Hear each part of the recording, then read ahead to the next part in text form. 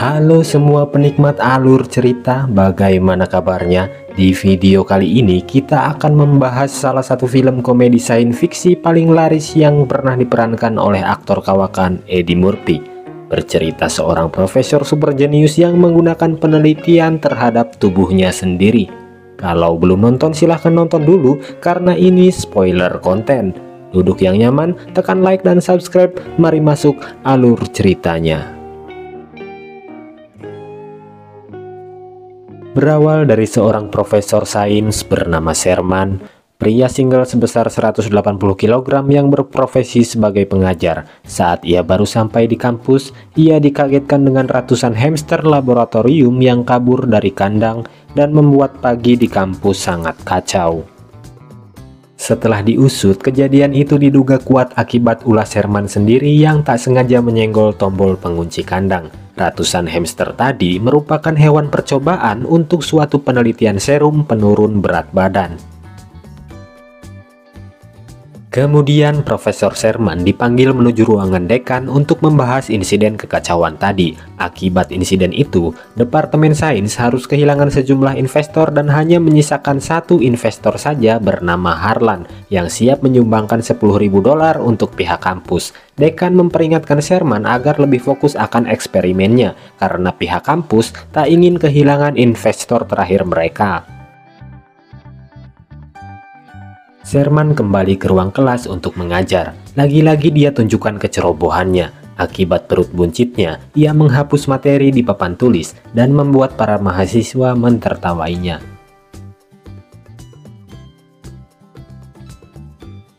Selesai mengajar, kelasnya didatangi seorang perempuan cantik bernama Carla, seorang pengajar bidang studi kimia yang tertarik akan karya-karya Sherman.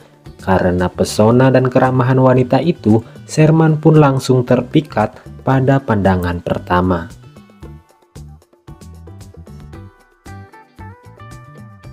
Malam harinya Sherman menghadiri jamuan makan keluarga, yang ternyata semua anggota keluarganya juga mempunyai masalah kelebihan berat badan. Selesai makan, Sherman izin ke ibunya untuk mengajak kencan Nona Carla, perempuan yang tadi siang ditemuinya. Berbekal dorongan semangat dari ibunya, Sherman pun datang ke rumah Carla dan mengajaknya pergi berkencan pada hari Jumat malam. Dan tak disangka Carla langsung menerima ajakannya. Sherman pun kaget karena sebelumnya tidak ada seorang pun wanita yang mau diajak kencan olehnya. Betapa senangnya Sherman mendengar hal itu, ia tak berhenti menari hingga sampai ke rumahnya. Bahkan saat menonton adegan romantis di televisi, ia membayangkan dirinya bermesraan dengan Carla di sebuah pantai. Tapi saat menciumnya, badan Sherman yang terlalu berat membuat Carla tenggelam ke dalam pasir. Akhirnya Sherman bertekad menurunkan berat badannya dengan beberapa program olahraga hingga terapi alpukuntur.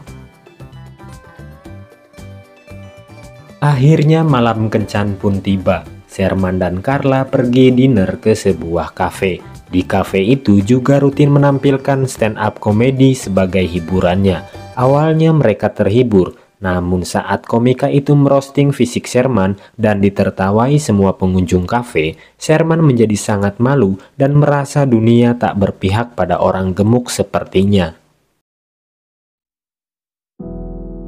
Saat Sherman mengantar Carla pulang, Carla kemudian coba menghibur dan memberi semangat kepada Sherman karena Carla tahu malam ini akan jadi malam yang berat bagi Sherman akibat ejekan orang-orang tadi.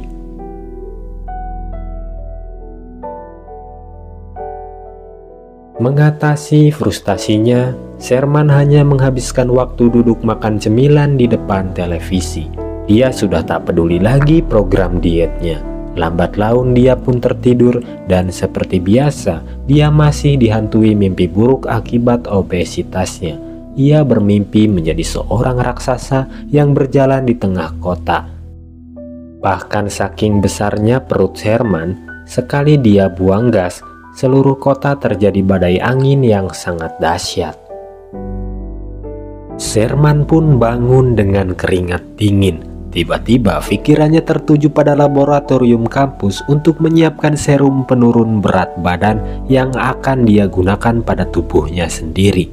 Seluruh badan Sherman bergetar akibat reaksi serum itu. Dan pagi hari saat Sherman terbangun, dia dikagetkan oleh dirinya yang menjadi pria kurus dalam satu malam. Sherman merasa sangat kegirangan, kemudian dia berlari keluar dengan pakaian oversize-nya melewati kerumunan mahasiswa. Hari berikutnya, Carla mendatangi lab untuk menanyakan kabar Profesor Sherman. Carla tidak mengenali Sherman karena telah berubah drastis menjadi kurus. Kemudian Sherman mengaku bahwa dia merupakan asisten Sherman yang bernama Buddy Love. Buddy alias Profesor Sherman ini menggoda Carla dan mengajaknya berkencan ke kafe yang sama. Carla yang awalnya menolak, tapi lama-lama menerima ajakan itu. Saat mengobrol, tiba-tiba tangan Buddy Love terlihat membengkak yang merupakan tanda bahwa ia akan kembali menjadi Profesor Sherman. Esok paginya saat Sherman sudah kembali ke wujud aslinya, selesai mengajar, dia ditemui oleh Carla. Carla memberitahu bahwa ada pria yang mengaku asistennya, bahkan tanpa basa-basi mengajak dia kencan. Sherman tentu mendukung dan menyarankan Carla menerima ajakan itu. Pada malam hari, Profesor Sherman yang sudah menjadi Buddy Love pergi menemui Carla mengendarai mobil sportnya. Rupanya Carla telah lama menunggu dia di kafe. Carla yang sudah muak berniat pergi saja, tapi Buddy dengan agresif berlutut meminta maaf di depan antrian para pengunjung kafe. Carla yang malu jadi pusat perhatian akhirnya terpaksa memaafkannya. Di dalam kafe, seperti biasa mereka dihibur oleh penampilan komedian yang beberapa hari lalu mempermalukan Sherman. Sherman yang kini berada di tubuh Buddy Love memanfaatkan momen ini untuk balas dendam. Dia balik merosting si komika soal giginya yang terlalu maju dan menjadi bahan tertawaan penonton. Tak puas sampai di situ, bahkan Buddy sampai naik ke atas panggung untuk mengejeknya habis-habisan. Si komika yang tak terima mengajaknya berduel, tapi Buddy berhasil melemparkannya. Buddy pun mendapatkan tepuk tangan riuh dari para pengunjung. Carla yang terpesona melihatnya menghadiahi Buddy dengan kecupan hangat. Namun seketika bibir Buddy terlihat membesar. Dia beralasan kalau dia alergi lipstik. Buddy pun bergegas lari keluar. Buddy yang tak sengaja meninggalkan kartu kreditnya yang saat itu diketahui oleh Jason, asisten Sherman. Jason mengira Buddy telah mencuri kartu kredit milik Sherman. Kemudian ia berlari mengejar Buddy ke tempat parkir. Saat Jason masuk mobil, dia kaget tubuh Buddy berubah membesar dan telah berubah kembali menjadi Profesor Sherman.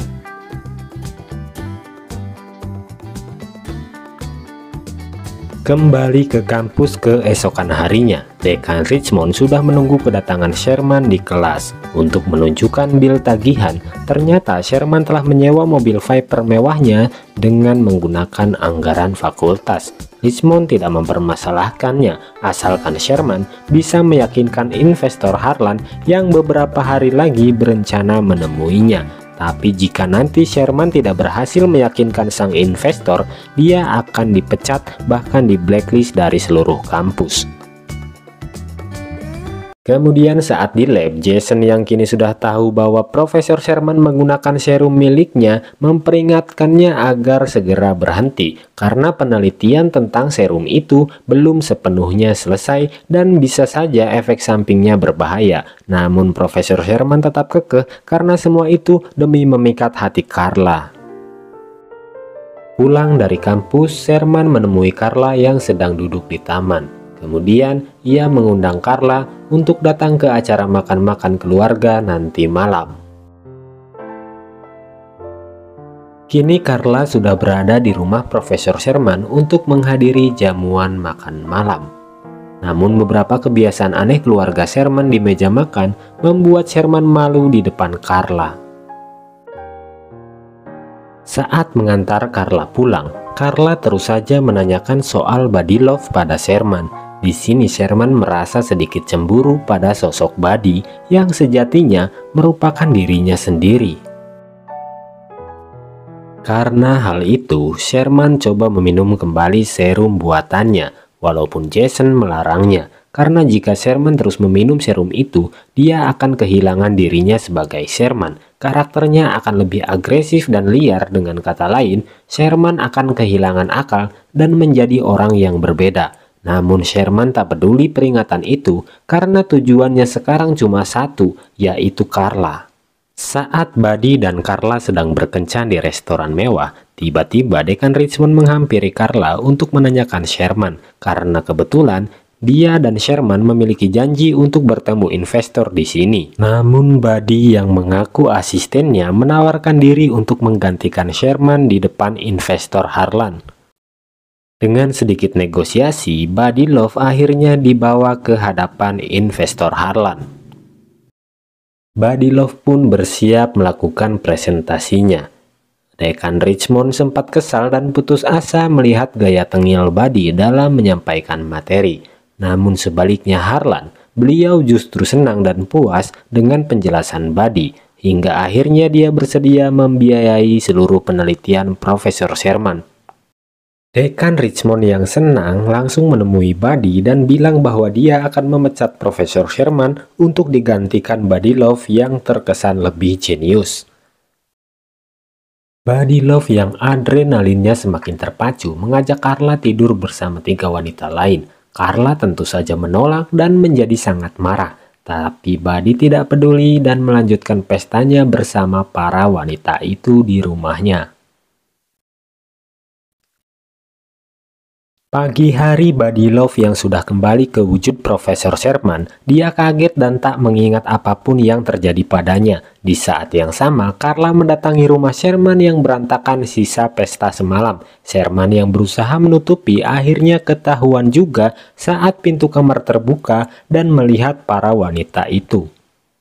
Carla otomatis naik pitam dan menilai semua lelaki sama saja.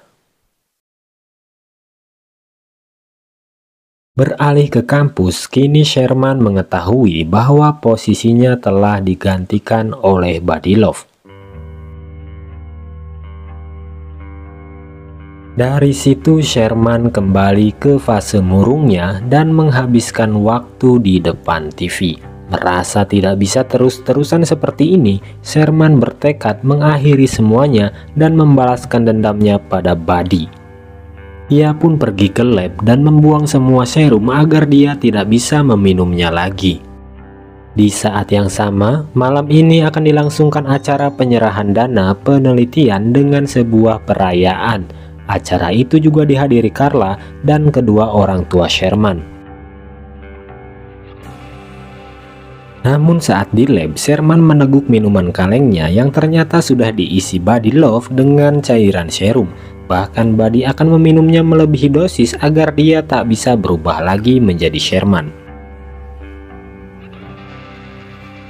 Buddy kemudian pergi ke acara penyerahan dana untuk kembali mendemonstrasikan penelitiannya di atas panggung. Seperti biasa, Buddy pun mengacau dengan gaya tengilnya. Saat Buddy akan meminum dosis kedua yang sekaligus akan mempermanenkan tubuhnya, Jason tiba-tiba datang menghentikan aksinya. Sebelum Jason selesai mengumumkan pada orang-orang apa yang sebenarnya terjadi, dia keburu dihajar. Saat Buddy akan memukul Jason, tiba-tiba tangannya membesar. Ternyata itu adalah Sherman yang mengendalikan lemaknya dan melawan Buddy dari dalam tubuhnya. Di sini terjadi pertarungan yang membingungkan para pengunjung, di mana Profesor Sherman harus melawan dirinya sendiri, yaitu Buddy Love. Setelah susah payah melawan alter egonya itu, akhirnya Profesor Sherman berhasil memenangkan pertarungan dan merubah kembali wujudnya. Para tamu pun kini tahu bahwa Profesor Sherman dan Buddy merupakan orang yang sama. Sherman di sini menjelaskan sekaligus meminta maaf atas keegoisannya. Di sini dia sadar bahwa menjadi diri sendiri jauh lebih baik. Sherman pun pergi dengan perasaan bersalahnya, namun Carla menyusulnya di luar. Carla bertanya kenapa Sherman bertindak sejauh ini. Sherman pun menjawab bahwa ini semua demi mendapatkan hati Carla. Karena tersentuh akan ketulusannya, Carla akhirnya mengajak dia berdansa sebagai tanda ia menerima perasaan Sherman apa adanya. Sementara itu, donatur Harlan tetap akan memberikan donasinya karena menilai Sherman adalah sosok jenius yang akan sangat berguna bagi perkembangan ilmu pengetahuan.